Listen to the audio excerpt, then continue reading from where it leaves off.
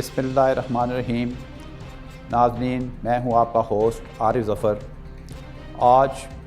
عارف ظفر official YouTube channel پر ہم آپ کو جس ٹاپک کی آگاہی دیں گے وہ سابق وزیر اعظم جناب راجہ پرویز اشرف صاحب کا ایک دبنگ خطاب قومی اسمبلی میں جو انہوں نے کیا اس حوالے سے ہے، اور اس کے مقابلے میں جو ہمارے موجودہ وزیر اعظم جناب عمران خان صاحب نے جو اس کے اوپر اپنا پالیسی سٹیٹمنٹ دی، اور اس کے اوپر ہم آپ کو اس بات کی آگاہی دیں گے۔ ناظرین،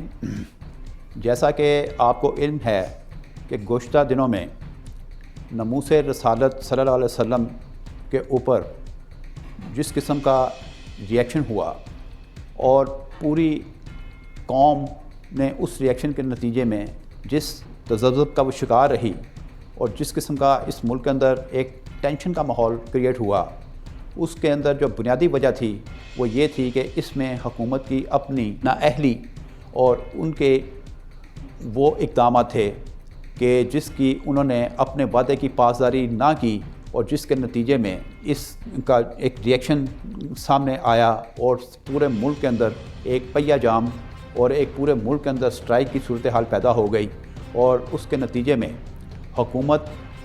بجائے اس کا ایک سیاسی حل نکالتی، اس نے سیاسی حل نکالنے کے بجائے اپنی اس آمرانہ سوچ کے تحت وہ اقدامات کیے کہ جس کے نتیجے میں انہوں نے اللہ رسول کا نام لینے والے لوگوں پر بہتانہ طریقے سے ان پر تشدد کیا، ان پر گولیاں برسائیں، ان کو پابند سلاسل کیا، اور تھانوں کے اندر جا کر ان کے ساتھ وہ ناورا سلوک کیا گیا کہ جس کی تاریخ کے اندر، پاکستان کی تاریخ کے اندر اس کی مثال نہیں ملتی۔ نتیجتاً تمام سیاسی قوتیں اس چیز کا یہ مطالبہ کرتی رہیں کہ جو قرارداد سائن ہوئی تھی یا جو ان کے ساتھ ایگریمنٹ کیا گیا تھا، اس کو ایوان میں حکومت لانے سے گریزاں کیوں ہے؟ کیونکہ یہ ایک اتنا سینسٹیو ڈاکومنٹ تھا کہ ہر ذی شعور یہ جاننا چاہتا تھا کہ کیونکہ اس میں ملک میں امن و امان کا مسئلہ تھا، اور وہ چاہتا تھا کہ ہمیں اس کے بارے میں آگاہی ملے۔ نتیجتاً جس وقت یہ پریشر بلڈ ہوا تو قومی اسمبلی کا جب اجلاس ہوا تو میں یہ داد دوں گا سابق وزیر اعظم جناب راجہ پرویز اشرف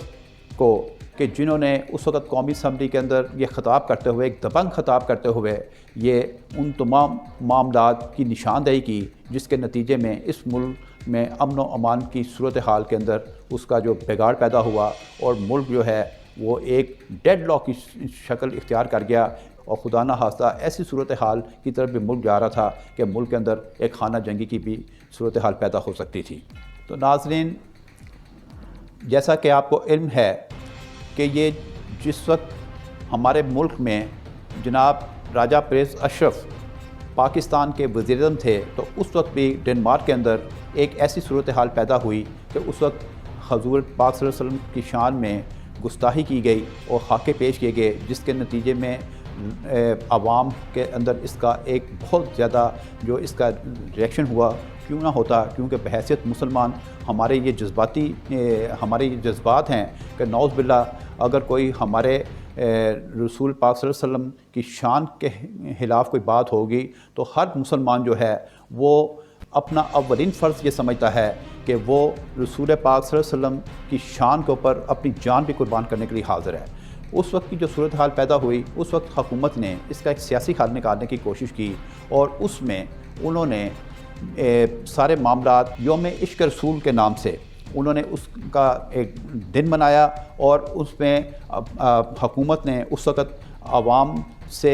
اس چیز کا برملا یہ اظہار کیا کہ اس کا احتجاج جو ہے یہ بین الاقوامی سطح پر یہ کیا جائے گا، اور حکومت نے اپنے اس وعدے کی پاسداری کی، جس کے نتیجے میں وہ معاملہ جو تھا ایک سیاسی حل کی جانب چلا گیا، اور اس ملک کے اندر جو ایک امن کی فضا پیدا ہو گئی۔ لیکن جیسا کہ آپ کو علم ہے کہ ایسی ہی صورتحال جب اس حکومت کے ساتھ پیش آئی، اور آپ کو یہ علم ہے، یہ ہم اس کا بارہا مرتبہ اس چیز کا آپ کا تذکرہ کرتے رہے ہیں کہ حکومت ہر فیلڈ کے اندر، یہ موجودہ سلیکٹڈ گورنمنٹ جو ہے ہر فیلڈ کے اندر اپنی نااہلی کی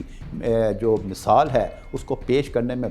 پیش ہوتی ہے، اور ہر معاملے کے اندر ان کا جو طرز عمل یہ ہوتا ہے کہ وہ مشاورت کے اوپر بھی یقین نہیں رکھتی، اور چند مخصوص لوگ ایک عاملانہ سوچ کے حوالے سے اس چیز کا ایک فیصلہ کر لیتے ہیں کہ جس کے اوپر انہوں نے ایک کوئی سٹیپ لینا ہوتا ہے، اس کے نتیجے میں اس کے اندر مزید بگاڑ پیدا ہو جاتا ہے۔ اس بگاڑ کی شکل کے اندر ملک کے اندر اس قسم کے حالات و واقعات پیدا ہو جاتے ہیں کہ جس میں امن و امان کی صورتحال انتہائی سنگینی کی طرف چل پڑتی ہے۔ اس سارے سینیریو کا جو سب سے زیادہ افسوسناک پہلو ہے وہ یہ ہے کہ چاہیے تو یہ تھا کہ وزیر اعظم پاکستان قومی اسمبلی میں آ کر اپنا موقف پیش کرتے اور اس میں پوری اسمبلی کو اعتماد میں لیتے، تاکہ حکومت کا جو پالیسی تھی وہ عوام کے سامنے ایک واضح طور پہ سامنے آتی، لیکن انہوں نے صرف قوم کے ساتھ ایک خطاب کر کے یہ صرف تسلی تشفی کے ذریعے اس معاملے کو سلجھانے کی کوشش کی، اور اس کا جو سب سے زیادہ جو منافع خیز جو پہلو تھا وہ یہ تھا کہ انہوں نے یہ آ کر یہ کہا کہ ہم اس کو بین الاقوامی سطح پر ہم اس کو اس طریقے سے حل کرنا چاہتے ہیں کہ 50 اسلامی ممالک اس کو متفقہ طور پر اس قرارداد کو اس پہ پروٹیسٹ کریں گے۔ لیکن سوال صرف یہ پیدا ہوتا ہے کہ میں یہ سوال کرتا ہوں وزیر اعظم پاکستان سے کہ آپ پہلے یہ بتائیے کہ ہمیں اس چیز کے اوپر وضاحت دیں کہ 50 ممالک کون سے ہیں جو آپ کے اس موقف کے اوپر آپ کا ساتھ دینے کے تیار ہیں۔ دوسری طرف آپ دیکھیں کہ جس وقت ترکی کے جو صدر تھے، ایک تقریب کے اندر جس وقت فرانس کے صدر آئے تو انہوں نے ان کے ساتھ ملنا بھی گوارا نہیں کیا، اور ہم ایک ایٹمی طاقت ہونے کے باوجود ایک ایسا معذرتانہ جو رویہ اختیار کر کے بیٹھے ہوئے ہیں کہ ہمیں